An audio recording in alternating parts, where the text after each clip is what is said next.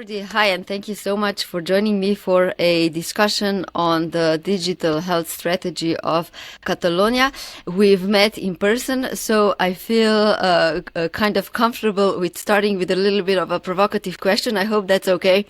Mm-hmm. Yes, please go ahead. Okay, so I recently spoke with a medtech company. They have a medical device and they sell it globally. And I said to them, what do you think about the Spanish market? And they said, you know what, the Spanish, you come there and they just want to change your product completely. What would you say to them? What are your experiences?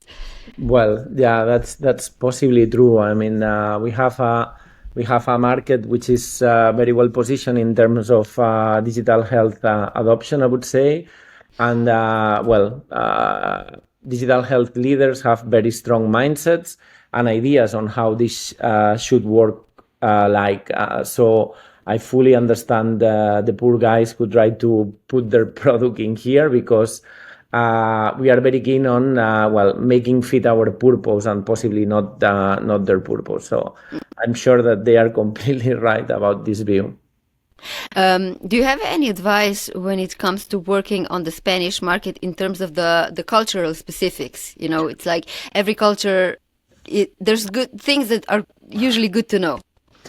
I mean, the first that you need to know is that effectively within the Spanish market, you have 17 different healthcare systems. So basically, Spain is split among 17 regions, and each of these regions have different information systems, health information technologies, and different leaders. So you need to be ready to negotiate with different cultural settings. And same as everywhere else in Europe, is not the same as when you are talking in the northern part of Italy, for example, than when you are working with the southern part of Italy. So in Spain, it basically happens in the same way. I would say that it's the other thing that you need to consider is that it's an NHS-based system. So we have a unique public insurance which is funded by tax, and therefore the business model needs to be something very clear that benefits overall the savings, I would say, for the overall healthcare system. Obviously, you need to improve the quality of care, but when it comes to focusing or positioning the product, savings for the NHS need to be very clear, because that's the way that we reimburse such solutions. Mm-hmm. If I'm not mistaken, Catalonia is among the more developed regions in terms of healthcare digitalization. And in 2017, you designed a new strategy on how you want to move things forward. If we go back in time, you know, when the strategy was in the process of being written, can you take us through the whole process? Like, what kind of use cases or countries or regions did you look at globally? What did you take as your North Star or existing digital infrastructure in healthcare that you wanted to get closest to? Well, I have to say that the process. So here we decided that we would do a digital health strategy, which was following a bottom-up approach. So basically, we involved plenty of stakeholders within our ecosystem. And in fact, it's participated by more than 300 people across Catalonia, both from the public, the private, also industry side. So we were able to capture a lot of different views when building this, and no consultancies were involved. As part of the process, we did a benchmark on different, I would say, international approaches. So what we did in there was looking at systems which were more or less our same sizing, and that also had a similar financing system such as us, so NHS-based system. So we looked into other regions of Spain, we looked into New Zealand, we looked into the Nordic countries. because of this, because they are very similar to us when it comes to the insurance model and also to the sizing of the country. I would say that we were impressed and we liked a lot the different strategies that had been put in place in the Nordic countries. The Nordic countries have always been very advanced in terms of digital health adoption. And in there, what we saw is even the strategy of some EMR vendors with the idea, I would say, to tackle or to harness the power of health data. And that was something that it was very clear for us that we had to redesign our health information technologies around data. So seeing the Nordic countries and the EMR vendors, the main EMR vendors, almost all the EMR vendors in the Nordic countries trying to harness this power of data was quite significant for us. So we looked into DIPS in Norway, we looked into Cambio in Sweden, we looked into Tieto in Finland, and all the approach that they followed with this. And then if I have to say a North Star or a project or an architectural design that we like the most, I have to say, or I have to acknowledge that when we were writing the strategy, it's when it was published, the report from the Aperta Foundation in the UK named Defining an Open Platform in Healthcare. And for me, that was eye-opening because that was basically what we wanted to do, but we didn't really have a name on how to name all these ideas about, well, putting data in the center, data being open to everyone being able to reuse, using open standards, And this report from the Aperta Foundation was really for us the North Star, and that's what we are trying to implement within all these years. Can you elaborate further what does the open platform approach mean for you? Because Spain and Catalonia have a long history of digitalization. So on the one hand, you're very advanced in that sense, but that also means that you have a lot of legacy systems. In your presentations, you often mentioned that there's just in Catalonia 16,000 silo of information. So what does the shift from the existing system to the new system mean for you? Well, the open platform for us means it's a completely new approach on how to approach the deployment of health information technologies.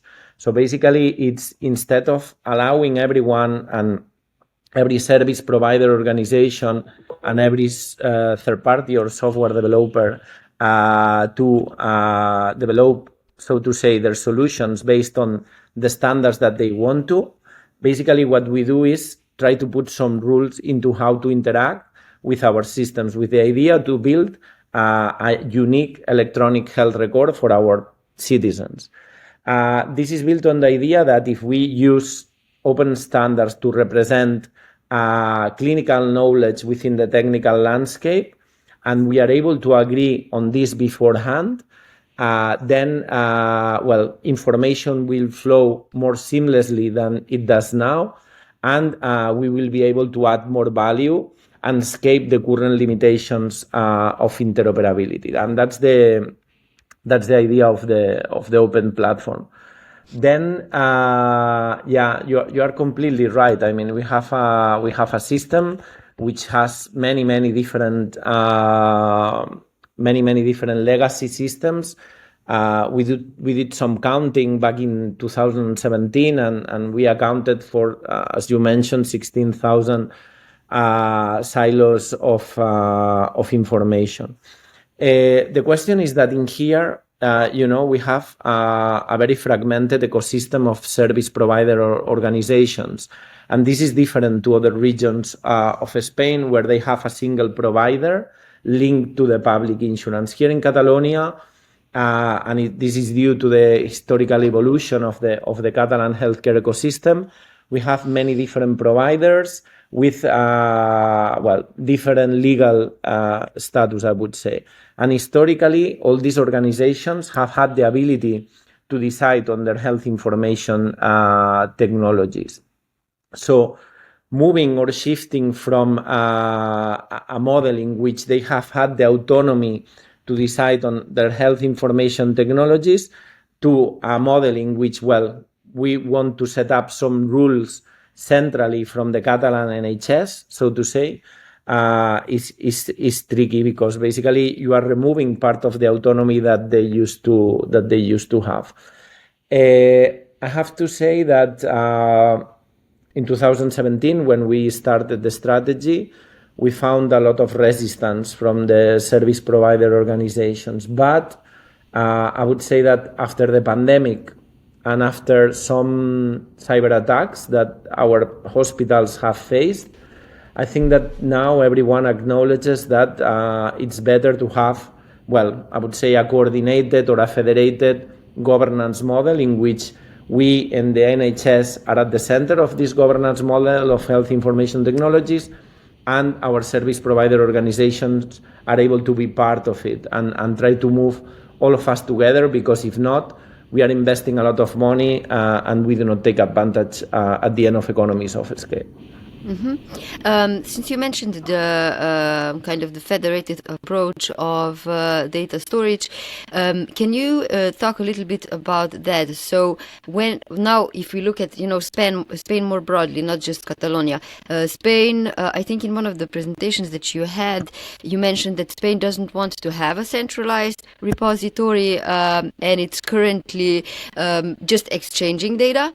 So how is the progress happening in that sense, and how does that compare to what you're trying to do in Catalonia? Well, here it's what you say. There's a difference in between the regional approach and the ministry level approach. So basically, we in the regions, as we manage healthcare, because Spain is not a centralized state, as opposite to France, for example.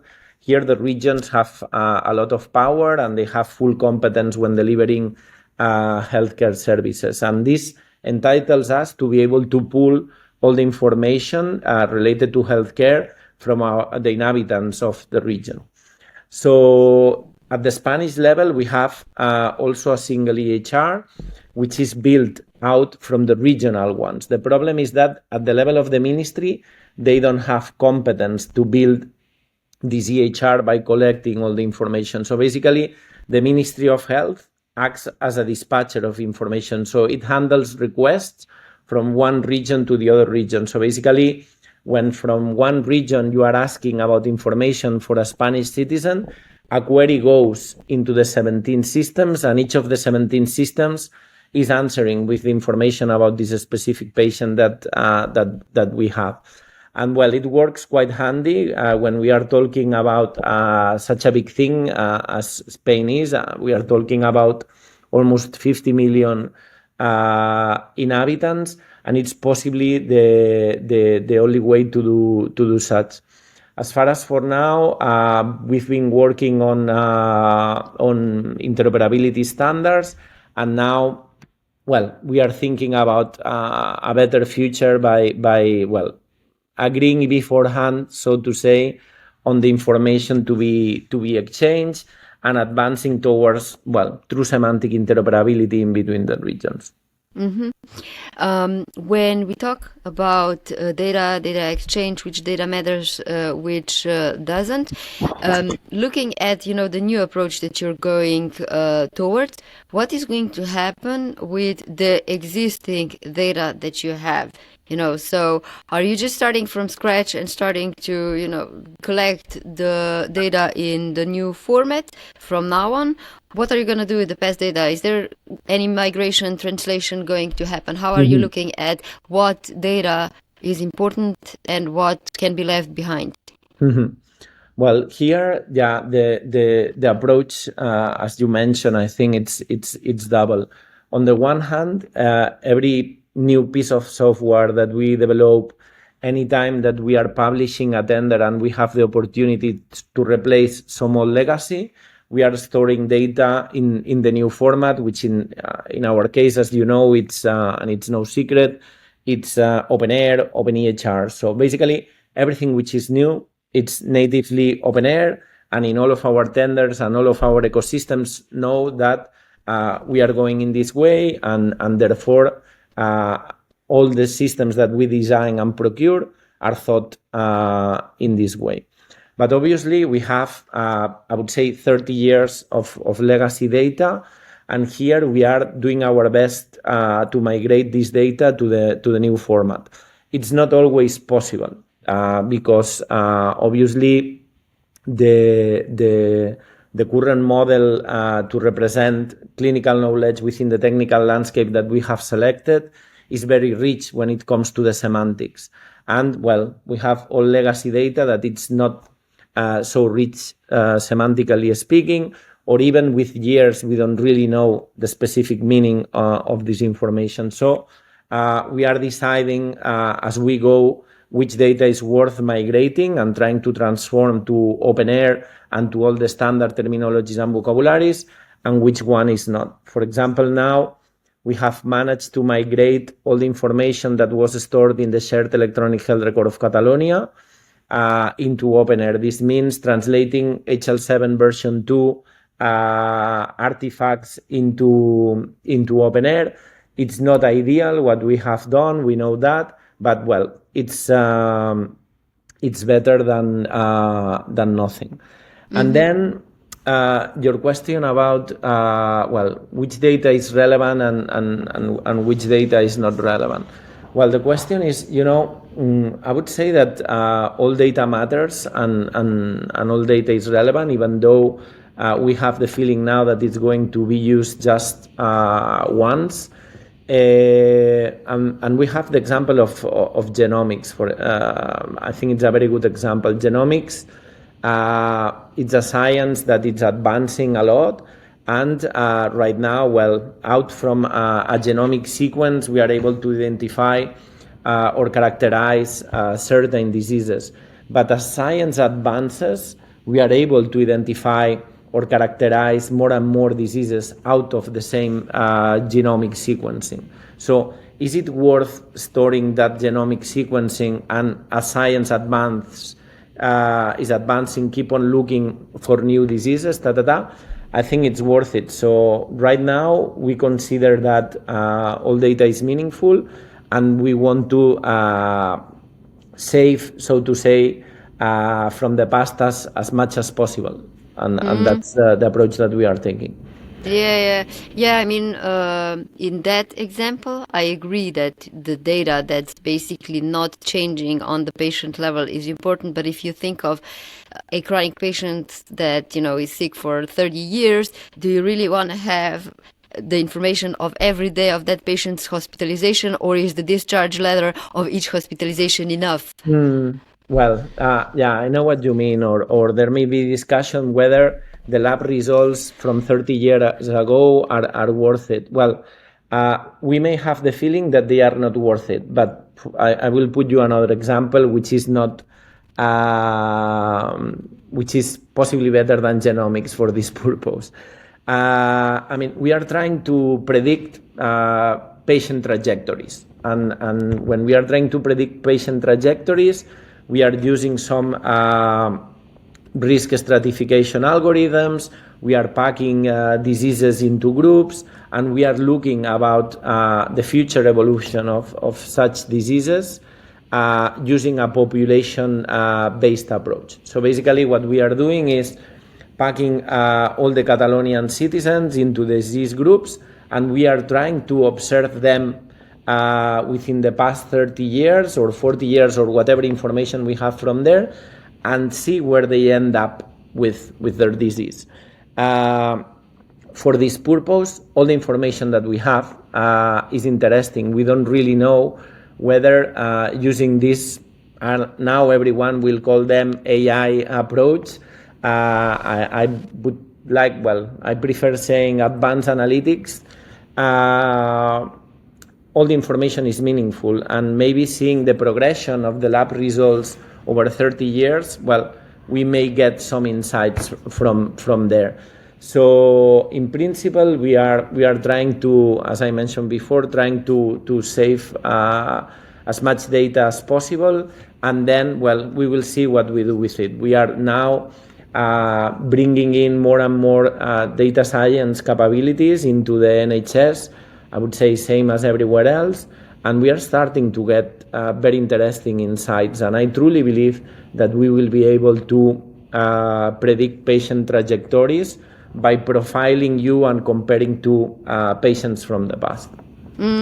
Yeah, I recently had a discussion with Arthur Oleg from Germany, and I said that one of the use cases when it comes to predictions and prevention, one of the best or most interesting use cases to me is if you just analyze billing data, and because in healthcare, when you bill something, you have to specify what you're billing for, and if you just compare trajectories of patients with the same disease and what somebody that has had that disease for 20 years has gone through, you might be able to predict what the next thing for this second patient that's lower down the trajectory might be, and with that we might design better kind of preventative measures than the one-size-fits-all scanning programs that we currently have. So I think that has huge potential.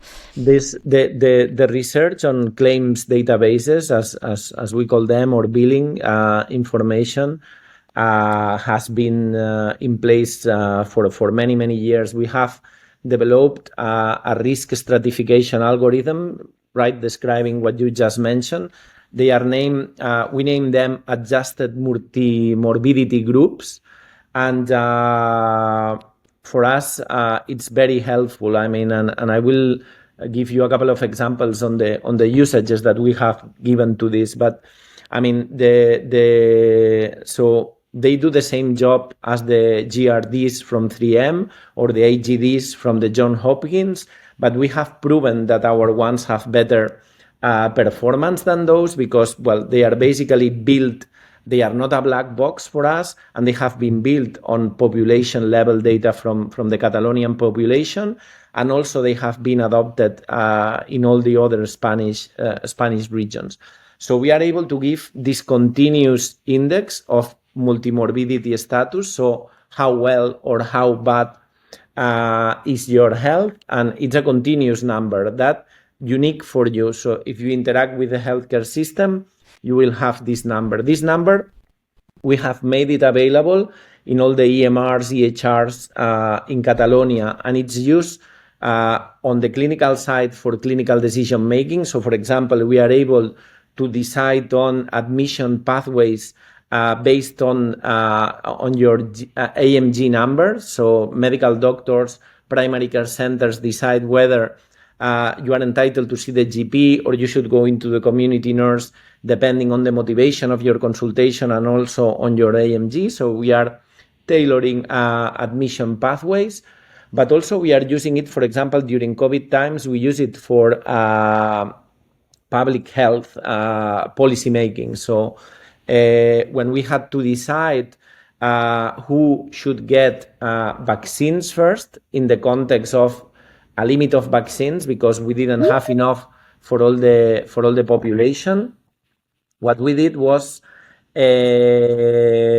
using the scoring of the AMGs to tell our public health leaders, listen, it's not worth to start vaccinating people by age range, because we have people which is age maybe 18 years old, 7 years old, that according to the multimorbidity status, they have higher risk of COVID death, ICU admission or hospitalization. So first, let's prioritize the people at higher risk, and then let's go by age range. So things like this you can do when using this type of data. Now, as you were mentioning from your conversation with Arthur, the next frontier is predicting the trajectories.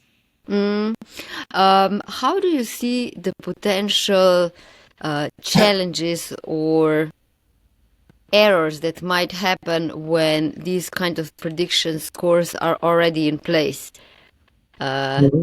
I can actually give you a personal example. So I'm a chronic patient, and when the COVID vaccines came out, I obviously wanted to get vaccinated as soon as possible. So I got the AstraZeneca vaccine, which later, like in a year or even more, turned out to be very problematic in terms of blood clots. And luckily, I also am on anticoagulants because of the complications related to multi-morbidity. So in a way, I actually, by getting vaccinated, if I wasn't on anticoagulants, I would put myself into additional danger because I was initially marked as a riskier group.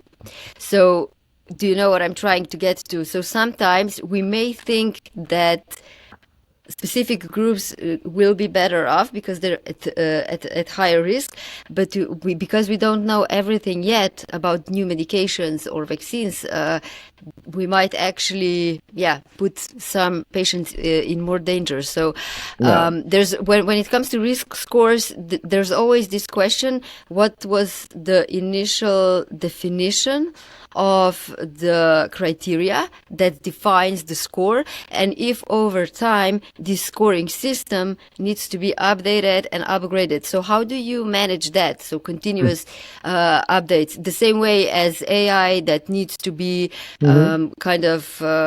revamped for data drift or accuracy drift. So it's not like when you design it, it's not a fixed solution forever. Yeah, that's a very good question. I mean, as I said, this specifically the AMGs, for example, which is this risk stratification algorithm that we've been working for many years now.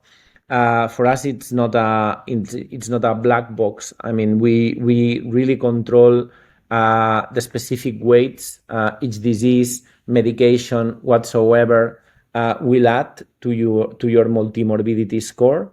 We do this at a population level. We are very careful when doing this or when adding new variables into the scoring. And I will put you an example.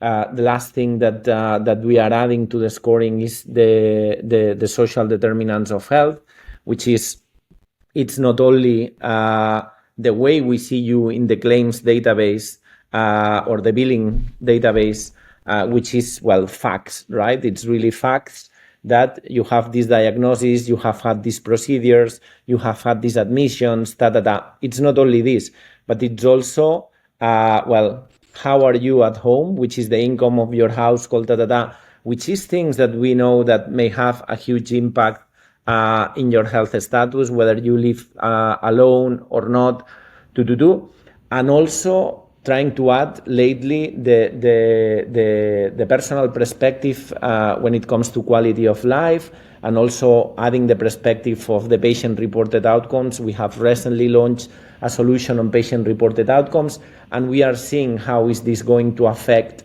the scoring. And I can tell you, and I feel it's obvious, but if your perception of your quality of life is bad, your comorbidity scoring, I believe that it needs to worsen. So we are quite really careful when doing such calculations, and we are continuously updating or recalculating your risk scoring. In fact, we are calculating once per week the risk scoring of every Catalonian citizen with all the new data that we have in the system. We could do it daily, but we feel that, back in the day we were doing it monthly, now we are doing it weekly, and we feel this is enough. And this, we are doing our best with this to really be able to tailor the scoring to each individual's condition. Something else, and then it's clinicians, obviously, the ones that have the last word when deciding what to do with you and when deciding on treatments. And there is obviously, with the example that you put, external factors. I mean, nobody knew. We were suspecting that vaccines were approved in a record time. You know that development of such things may last for 3-4 years, and these were done in months. So it was really a possibility that things could go wrong. And proof of that is that some of these vaccines have been now forbidden and taken out of the market. And these external factors, our risk stratification algorithm cannot control. So here I think it's a mix of these two things and how fast these vaccines were developed. Yeah, it's always in healthcare, the risk-benefit analysis, what is better for the patient. I don't want to make this whole discussion about this risk scoring, but it's fascinating. So just one last question. When it comes to updating the models and the weights, how does that happen? Do clinicians for different patient groups, do they meet once a year to review and add the latest findings from research studies in terms of the impact on the progression of a disease? How do you manage that? Yeah, this is basically done internally by people working in the NHS. Is a group of epidemiologists, statisticians, and obviously medical doctors that work together towards deciding on which information is relevant and how to weight this information. Obviously, we need to have a nice amount of this information in order for us to be able to weight this. So every time we get a new source of information, and for example, now we have managed to have full connection with the social services, which before was not legally possible. So now we are assessing how to introduce this with this team of internal people. We are not using, or we are not bringing in specialists from different areas. Basically, it's our group of epidemiologists and internal medical doctors that work here at the Catalan NHS, and highly supported with our statisticians, who in fact were the ones that designed and developed the overall thing. If I go back to the broader digital strategy in Catalonia, it's 2024. The strategy was designed in 2017. What's different today compared to 2017? Well, I think I mentioned a bit of this before, but back in the day, I would say we had a lot of resistance from our service provider organizations, because basically we were going against their autonomy when deciding the implementation of health information technologies locally. But the pandemic was in between, and that was a game changer, because it showed the strengths of our healthcare system, but also it showed the weaknesses. And health information technologies at that point in time were also paramount, and everyone was able to see, maybe we should be more coordinated. In fact, it was within the pandemic times when we started through federated governance. So basically, we met every week with all hospital CIOs in order to make different decisions and to help them centrally from the NHS. This had never happened before. Second thing, it was we have also had a couple of cyber attacks in big hospitals here in Catalonia, and this has put, I would say, all the risks associated to health information management on the table. And the truth is that not all of our service provider organizations have had the same ability to adapt all their infrastructures and to safeguard them properly. And here we have had to do a lot of work introducing the Catalan cybersecurity agency within the healthcare sector in order to safeguard all these infrastructures. All of this, I think, has created the sense that we need to move from a model in which everyone was deciding on their own to a more coordinated model in which the NHS sits in the middle. And, well, by sitting in the middle, taking advantage of economies of scale. So this has permitted, for example, that now we have a central digital imaging archive, a central PACS system, which was impossible to think about in the past. Back in the day, every hospital would have its own PACS system, and they would be hosting this PACS system within their data processing centers. Right now, we have a central one, and all the hospitals, they work as a federation. And this means that they don't have all the images that they have been storing for many years. All the big chunk of images are stored in the central repository, and then they just have maybe the last 2 years or the images that they use the most. And now, communications are very good. So basically, they can download all the images that they want for the next day or even real time. So we can just go into public cloud infrastructure, which is more efficient, which is more safe and secure. And with this, we save a lot of money. So we are doing this with digital imaging. We are doing this with digital pathology. We are doing this with genomics. So all these different infrastructures that were consuming a lot of storage capabilities and also were high risk to maintain the infrastructures secure from cyber attacks. Now we are moving them into the cloud, and now everyone is in line with doing this. And I think this is a big change from the past. Did I understand correctly that a new cybersecurity agency for healthcare was established? No, we had a Catalan agency for cybersecurity, but they were just collaborating with us centrally with the NHS, and they were helping us to safeguard the NHS infrastructures, which is some longitudinal services that we provide to all the ecosystem. So, for example, the shared electronic health record of Catalonia, our patient portal, the remote consultations, the patient-reported outcomes, all these solutions, we have developed them with security by design because we have the Catalan Agency of Cybersecurity deeply rooted here in the NHS.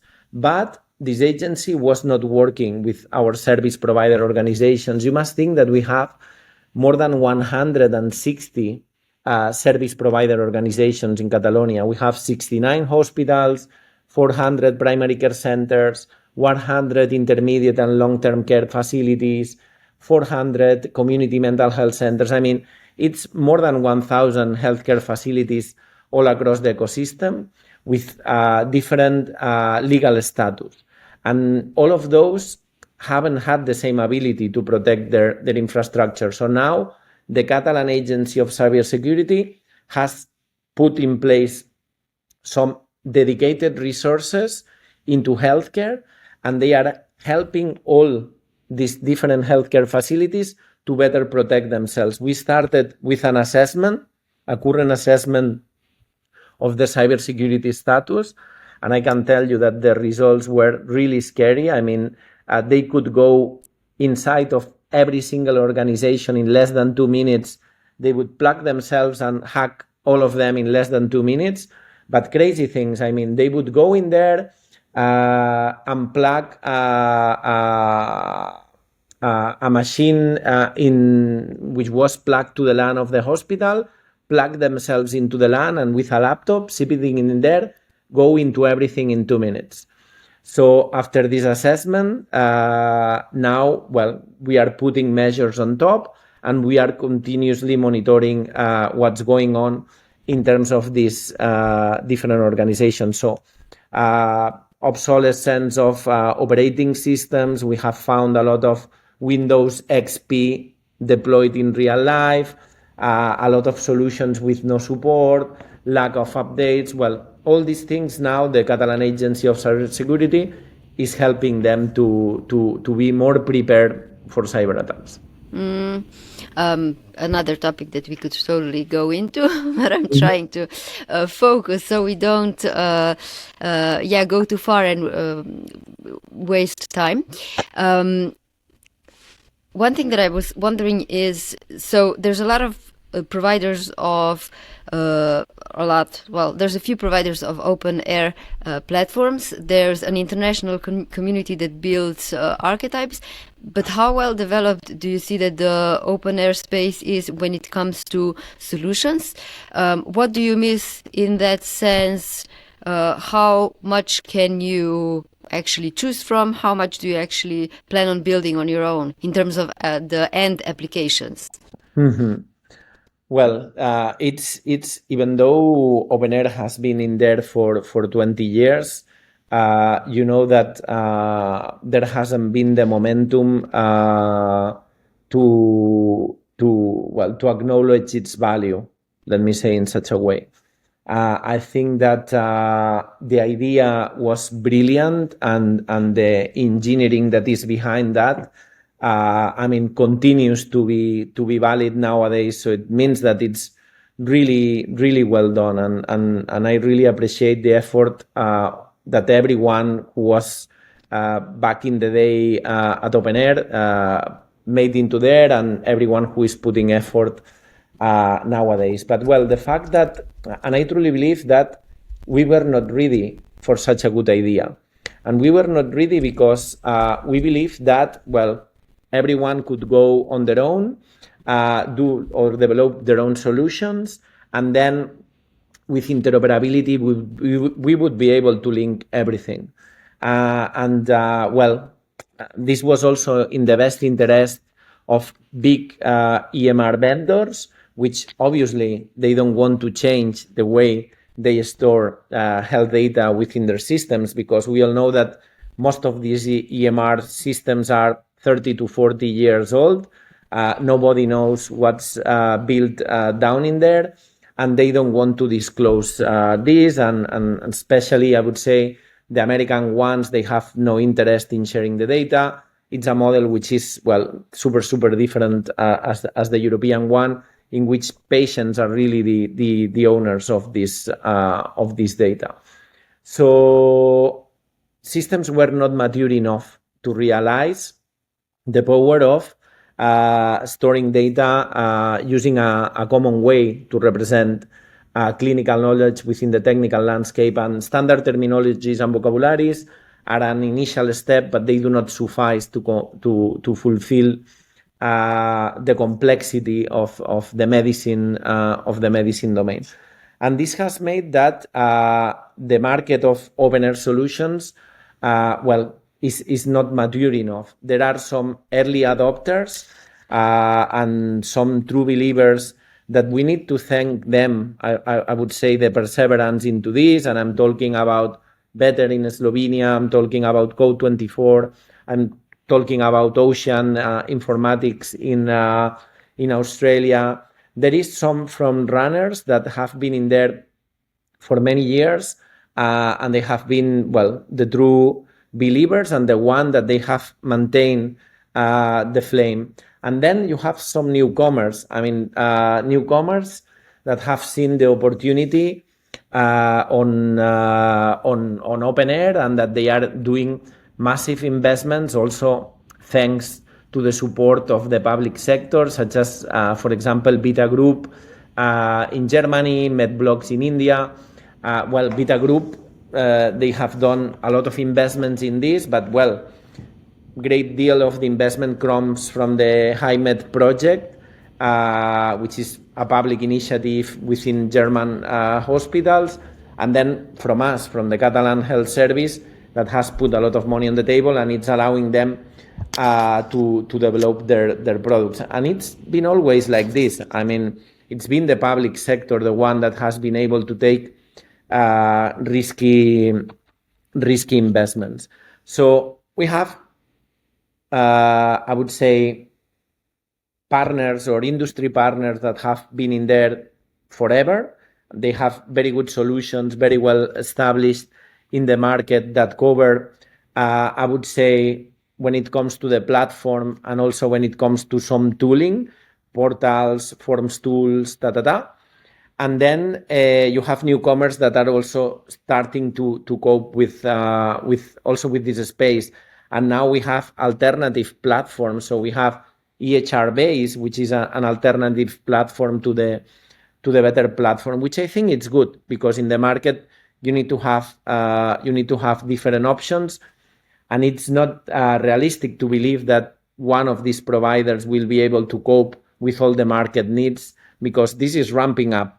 And when the American market realizes that this is the way to go, there will be a competition and there will be true lack of providers.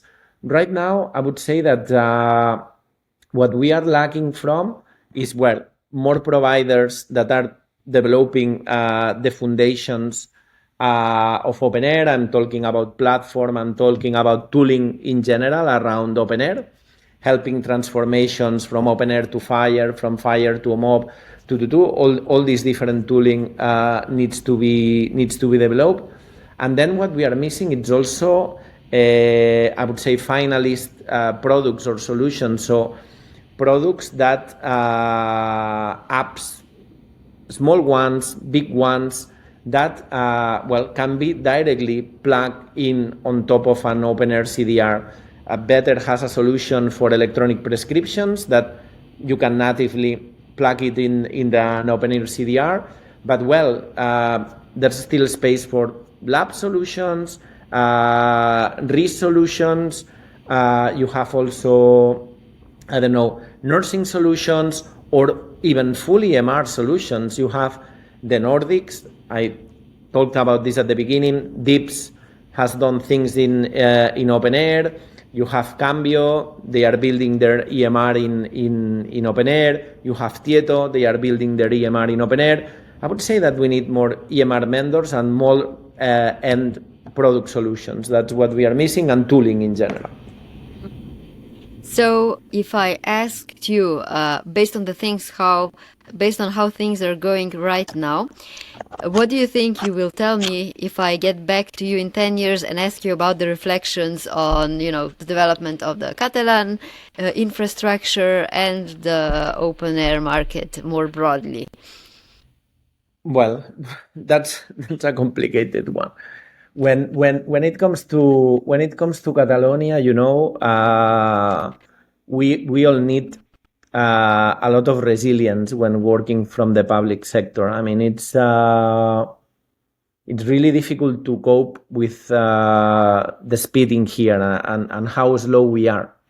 And it's also easy to understand that the dynamics of the public sector, the very long bureaucratic processes, and also the fight against the legacy systems, it's a tough one. I mean, here, at the end, we may have the right ideas, but the legacy systems are deeply rooted in our day-to-day activities, and they have been in here for many years. And removing a system, for example, that is being used by all of our GPs, and I'm talking about maybe 15,000 concurrent users per day within the last 30 years, removing this and replacing it for a new solution, it's a tricky process. But we have compromised ourselves that by 2030, we will have a new EHR, which is full openEHR, that has the longitudinal view that will replace the solution that currently they are using in primary care, but also the solutions that they are using in specialized care in our ecosystem. And therefore, I hope that we will have been able to succeed in this. That's one thing regarding to Catalonia. So basically, the message is we will be able to finally kill all this legacy and move towards the vision of the open platform, different providers being able to develop on the platform, really making it open and having a marketplace of solutions. and then us being able to develop this EHR and implementing it. Then when going to the broader, I think that we will be able to see more and more adoption across the globe. Systems are becoming mature, and they are starting to see the limitations of interoperability. You must think that the US, just to put you an example, the US, it was year 2010, and the adoption of EMRs, EHRs, was less than 50% in 2010. In year 2000, we already had 100% digital when it comes to EMR, EHR. In 2007, we had the EHR with the longitudinal view, and the US still was lagging behind. Obama had to put a lot of money on the table. He put a lot of millions on the table for everyone to go to the EMR, EHR. And they have decided to go to the monolithic approach, so basically paying one vendor to deliver everything. But American citizens move, and they move across insurance, they move across states, and eventually they will have to link this. So I would say that they are lagging behind 10, 15 years, and even a bit more than that. And they will eventually realize that, they can go one option, which is the monolithic approach. Everyone uses Epic, and then yes, it's full interoperability, but it's also lock down or lock in to them, and killing the innovation in the ecosystem. Or go open and foster innovation in your ecosystem, and everyone being able to construct solutions on top of the idea of the open platform. I hope that in 10 years' time we will see more than this. Possibly not in the US. In the US, I hope that we will have some front runners that will decide this. You have people that has the vision in there, but I believe that Europe will be leading this ahead from all the other ones. And the final question, in November, on the 5th and 6th of November, you're going to be in the UK for the openEHR annual conference. What's your presentation going to be about? Yes, I will be there, and I think that you should also be there. I will be there. And everyone who is listening should also be there, because I believe it will be a very interesting meeting of like-minded people.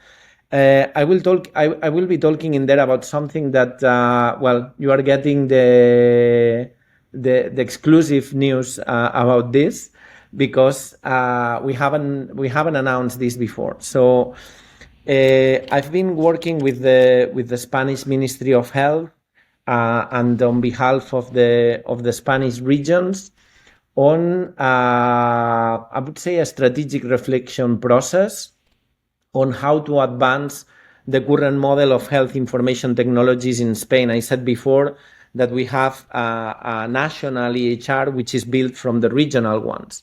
And this national one is built of summaries of the regional ones. But we want to advance and make the information that we have in the central one more granular. And this EHR is built on classical interoperability, which means that we have been agreeing afterwards. So the amount of information that we are able to exchange and understand is limited. So in short, it's that we have conducted a consensus process using a scientific approach in between the regions, scientific societies, and the Spanish Ministry of Health, involving around 200 experts in medical informatics from Spain. And we have decided towards the future and how this future for the health information technologies paradigm in Spain should look like. So I will be presenting the results of this process which was also validated by a panel of international experts in medical informatics. And I'm advancing you that the conclusions also include the use of openEHR for clinical modeling at the Spanish level, and then the mappings towards FHIR resources emerging from this clinical modeling in openEHR and clinical consensus in openEHR in Spain. We have a lot of tradition of federated models such as this one, and I think it will work pretty well. So I will be presenting how we build this process from a methodological perspective, and also the results. Now, you definitely gave many people a reason to attend the event, and I'm sure in 3 months' time there's even going to be more known than it is today. So, Jordi, thank you so much for sharing all the information today, and we'll continue the discussion, I guess, in the UK. I look forward to it. Thank you for having me.